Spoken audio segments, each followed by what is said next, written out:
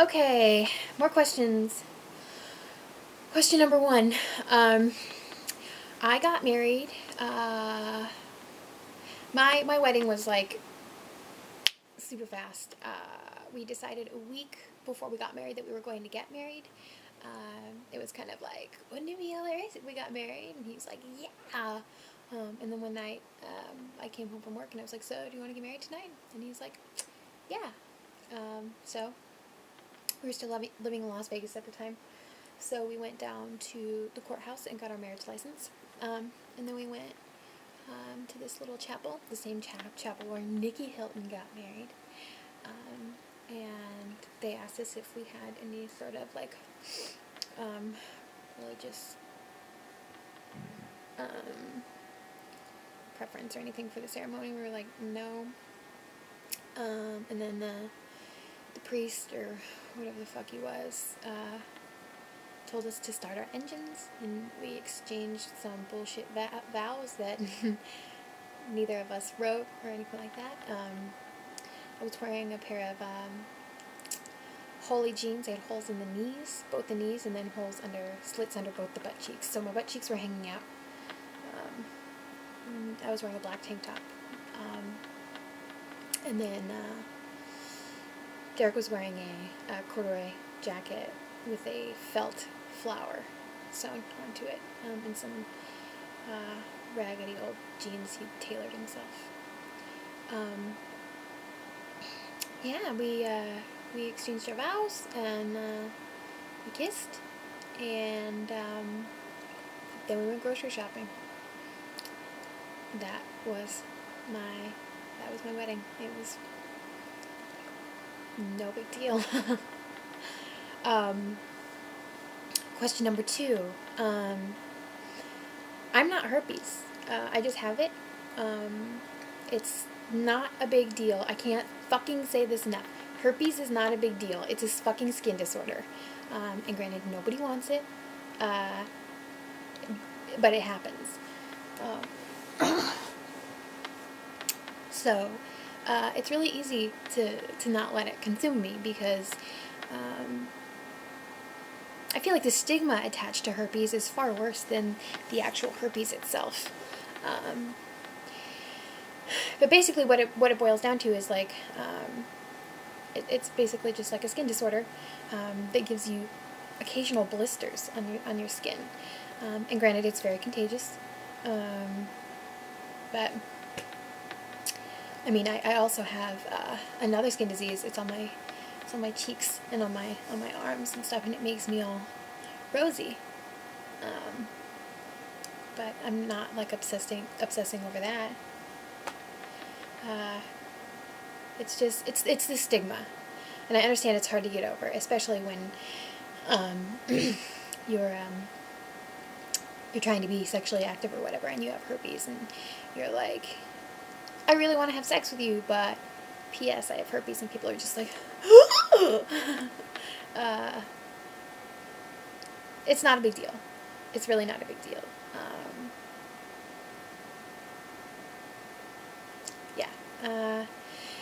I don't always use condoms. I'm not very promiscuous, and I'm by no means knocking promiscuity. But I just personally am not. I've slept with 2 people since I found out I had herpes, summer of last year. One of those people was my partner at the time, and he got it too. He got it at the same time I did, and we both had our first outbreak at the same time. So I didn't use condoms with him. And then my current partner and I, we used condoms for a little bit, but it's just it doesn't really do much, because it's a skin contact thing. So like, if you're fucking rubbing your genitals together in the first place, a condom will give you some protection, but not a whole lot. On top of the fact, like, it just, I don't know.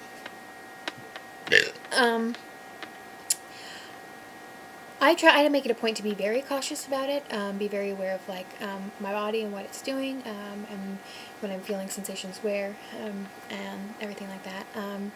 I take suppressants every day. I take a generic version of Valtrex, because that greatly reduces the likelihood of having an outbreak, and it also greatly reduces the possibility of there being viral shedding. Viral shedding is essentially when there's like when the virus is present on the skin, because that's pretty much both the ways that herpes is spread, is through like an outbreak or viral shedding. So when essentially when the virus is present on the skin. Yeah, I take daily suppressants for that, and which, like, herpes 1 is not nearly as contagious as herpes 2, but it's still contagious. And then, I'm rambling really bad.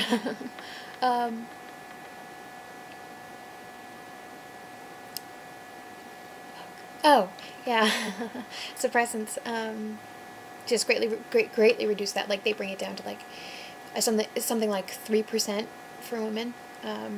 Like, there's a 3% chance of spreading it when you're taking suppressants. So that's really cool. And then, like, if you use condoms, it cuts like that 3% in half.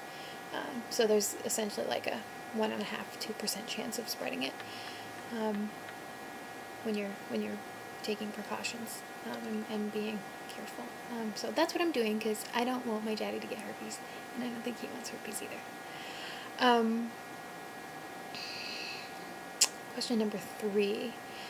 I have had a partner who was subpar at sex. Well, he wasn't subpar at sex. Well, this is hard. I just attribute my dissatisfaction with the sex to us being sexually incompatible. I don't think it makes you a bad person for not being sexually happy in a relationship. Sometimes there just isn't. I feel like there's a certain functionality that happens like organically with a lot of people in their sexual relationship, and sometimes it doesn't happen.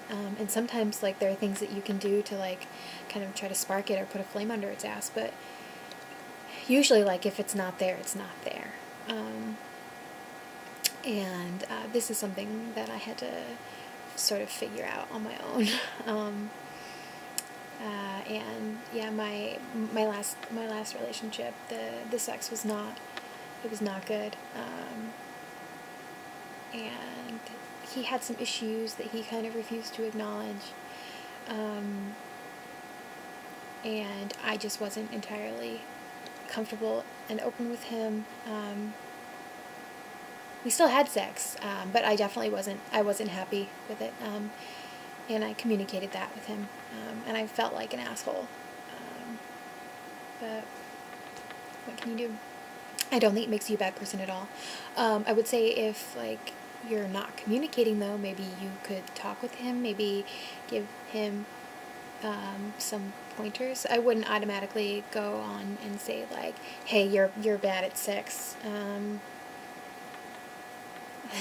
This is a problem for me, but rather just, like, try to find out how he's experiencing the whole thing, and like find out where he's at. Like, if he thinks he's doing like a grade A job,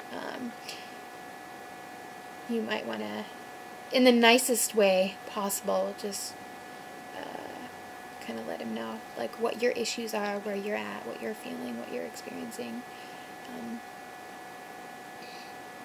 And yeah, essentially just fucking talk to each other. Try to be open. I realize it's a very sensitive subject. It's really, really hard to talk about with some people. But I feel like that communication is really, really crucial. So, yeah. Talk to each other. I have to cut this off, but, yeah. Bye!